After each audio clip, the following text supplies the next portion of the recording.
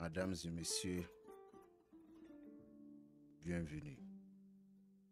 Et merci de nous choisir parmi ces plusieurs pages de la géomatie et des explications basées sur la géomatie. Merci une fois de plus aussi de choisir GMTV sur Facebook et notre chaîne YouTube, la géomatie en réalité en vérité, GRV. Mesdames et messieurs, vous êtes plusieurs personnes abonnées à nos différentes chaînes YouTube et de nos différentes pages Facebook. Alors c'est avec un grand plaisir, d'amour, de conviction, d'ambition et surtout de détermination et de courage et que je suis en face de vous aujourd'hui pour venir alors s'expliquer ou commenter la différence entre la géomatie et l'astrologie. Alors bienvenue dans votre émission Rappel des consciences en géomatie. Alors sur ce point, mesdames et messieurs, j'ai l'intention et j'ai envie de dérouter un peu mes explications basées sur la géomatie et venir éclairer certaines soi-disant pratiquants de la géomatie, de venir éclairer leurs explications et montrer aux yeux des personnes et aux yeux des personnes qui sont intéressées et qui sont aussi déterminées pour mettre la vérité à la lumière et d'éclairer la différence entre la géomatie et l'astrologie. Alors tout d'abord, mesdames et messieurs, chez plusieurs astrologues, alors la géomatie compte, l'astrologie compte 12 maisons différentes. Donc, ces 12 maisons ont l'air signe du zodiaque ou de l'astrologie. Tout d'abord, et les maisons représentent chacun sa manière dans la science de l'astrologie. Alors, d'après certains astrologues, la maison 1 représente la personnalité d'une personne, si vous voulez. Le mois sans S, le mois qui correspond à une personne aussi. L'ego. La maison 2 représente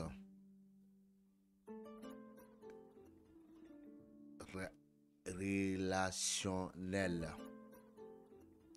Et ensuite, l'argent, les biens.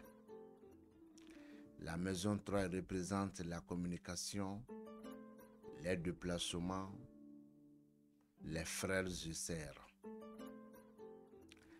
La maison 4 représente le foyer, les racines, hérédité.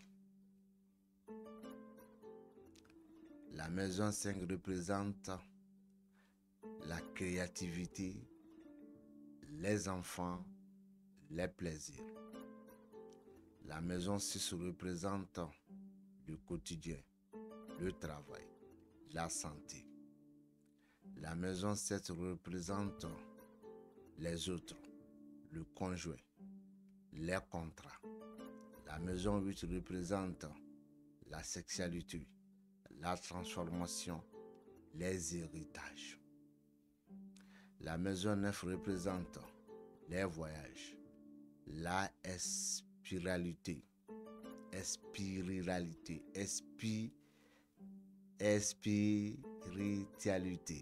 très bien. Les connaissances. La maison 10 représente la carrière, les ambitions, la réussite sociale. La maison 11 représente les projets, les appuis et les amis.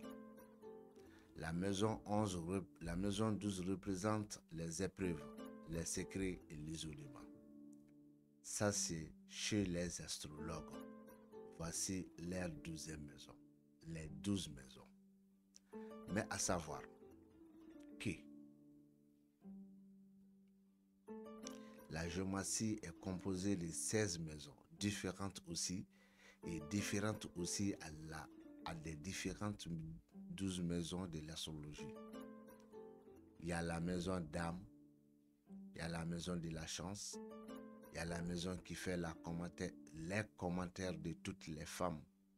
Il y a la maison qui fait le commentaire du demandeur ou la femme qui est venue te voir ou t'appeler pour la consultation, ses parents, tout comme ses pères. Il y a la maison des autres hommes. Il y a la maison de douleur. Il y a la maison de mariage, d'union, d'amour. Il y a la maison qui nous montre les va et les viens, c'est-à-dire les sortants et les rentrants. Cette maison est uniquement pour ça. Il y a la maison pour les chemins. Il y a la maison pour le pouvoir et la maison aussi pour certains métiers, tout comme porter d'uniforme. Il y a la maison de l'espoir. Il y a la maison d'invocation ou la maison d'égoïsme.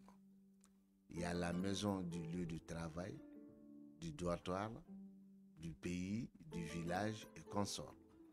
Et il y a la maison de l'argent.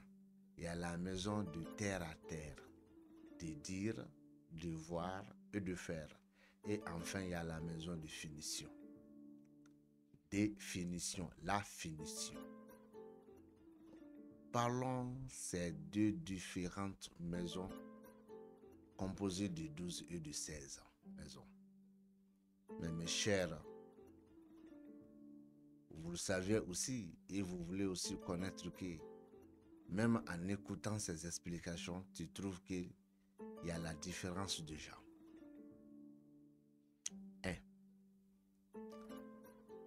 De deux, les différentes figures que vous voyez en face de vous, tout de suite. Ça, ce sont les 16 figures de la géomancie qui sont logées dans leur maison. Chacune de ces figures se trouve chez elle. Alors, c'est alignement de la première à la 15e figure chez les géomanciens.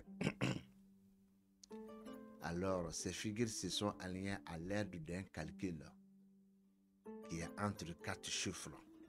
Le 2, le 7, le 4 et le 8. Alors, le 2 représente le fait du feu. Le 7 représente le fait alors du vent. Le 4 représente 2, 7, 4, 8. Alors, le 4 représente le feu le feu de l'eau. Et le 8 représente le feu de la terre, du sable ou du bambou. Alors, à travers ça, toute figure, alors qui a des parties fermées composées de 2 étoiles, voyons le 3e étoile, soit encore la 3e partie de la figure 1, vous trouverez que là-bas se ferme.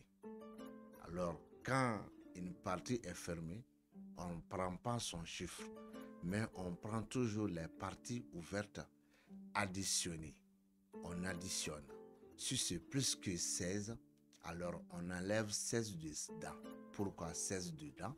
Parce que la géomancie est composée de 16 maisons et de 16 figures. Donc, obligatoire, on enlève 16 dedans.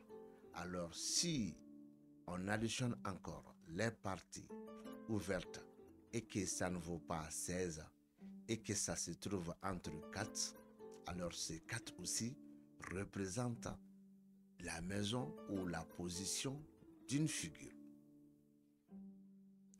Alors, certains astrologues sont allés loin pour appeler alors le nom des différents signes du zodiaque alors à ces différentes figures. Ils ont parlé du bélier.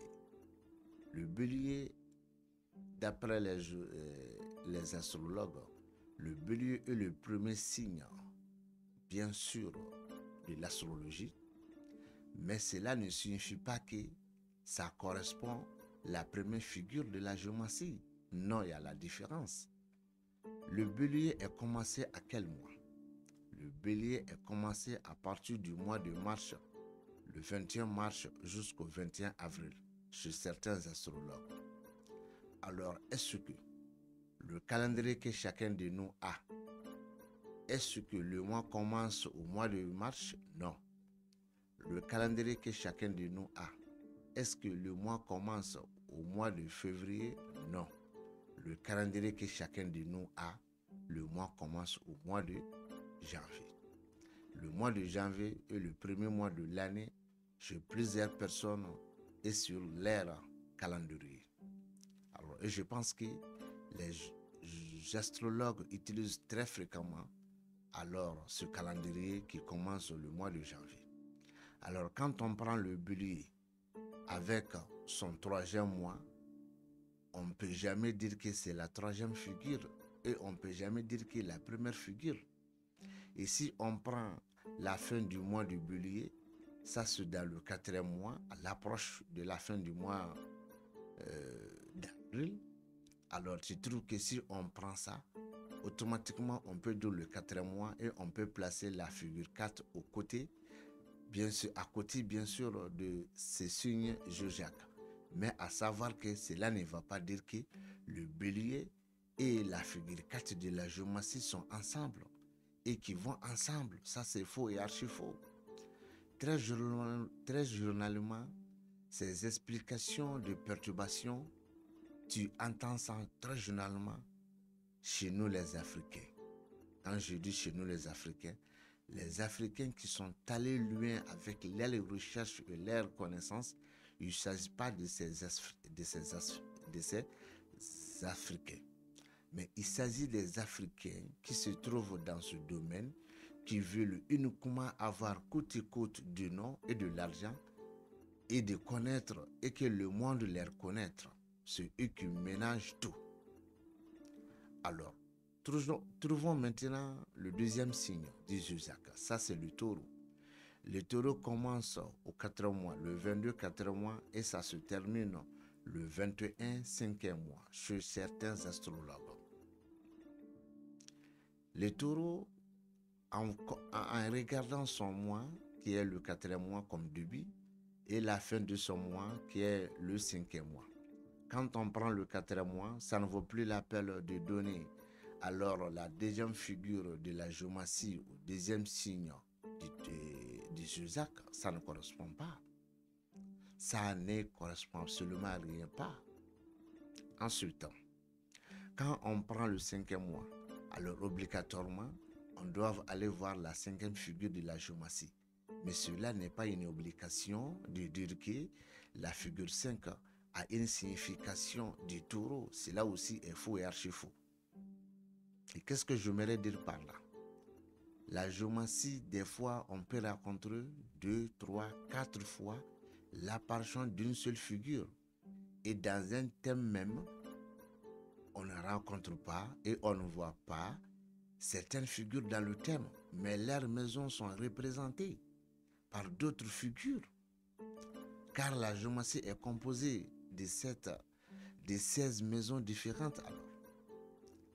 Alors, ça n'a absolument rien à confondre et à comparer entre la géomancie et l'astrologie. Donc, ces deux signes divinatoires totalement différentes. Mais comme des fois, en parlant du français, alors tu peux aussi prendre d'autres langues pour pouvoir faciliter. Et je peux aussi signifier que, en parlant de l'astrologie, il y a certains mots qui correspondent à certaines apparitions de la figure, des différentes figures de la géomancie. Mais cela ne correspond pas que ce sont les mêmes. Une autre preuve, quelqu'un qui est né. Alors, à partir du 20 février, quelqu'un qui est né comme ça, ou bien il est né à partir du 19 mars comme ça. Alors, les astrologues ont dit que ça c'est un signe de poisson. Mais ça n'a absolument rien à voir avec la deuxième figure de la géomancie. C'est faux et archi faux. Alors le poisson commence au 20e jour du mois de février et ça se termine chez certains astrologues au 20e jour du mois de mars. Ça c'est entre le deuxième mois et le troisième mois. Même les personnes qui vont comparaître, qui vont aussi comparer la troisième figure, c'est-à-dire au signe du zodiaque poisson, ceux-ci même se trompent. Ces gens même se trompent. Ça n'a absolument rien à voir avec ces signes de la géomancie et avec ces signes du zodiaque. Une autre preuve. Et si cela est vrai, comme vous le disiez, que ce sont les mêmes signes, alors quelqu'un qui trace sa géomancie et qu'il y a la figure 4 qui occupe certaines maisons, alors quelle maison toi tu vas prendre et de dire que alors cet homme il est de signe zodiaque alors du cancer. Pourquoi? Parce qu'il y a la figure 4 d'après vous, la figure 4. Sinon, d'après certains, la figure 4 est un signe du zodiaque qui correspond à la géomancie, la figure 4. Mais ça n'a absolument rien à voir avec ça, cette connaissance. Alors c'est pour vous éclairer ici que c'est faux et c'est archi faux.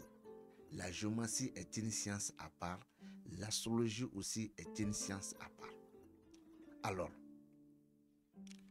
voyons encore, la géomancie est composée de 3 catégories différentes, si je maîtrise bien. Il y a 4 modalités différentes, plutôt 3 modalités différentes. Il y a le cardinal, il y a le fixe, il y a le mobile. Alors, le cardinal, d'après certains astrologues, c'est du signe zodiaque bélier, cancer, balance, capricorne.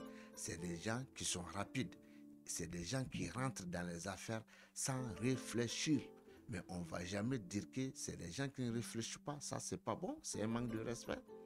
Les signes fixes, ils ont dit que c'est des gens, c'est difficile pour eux de changer les idées.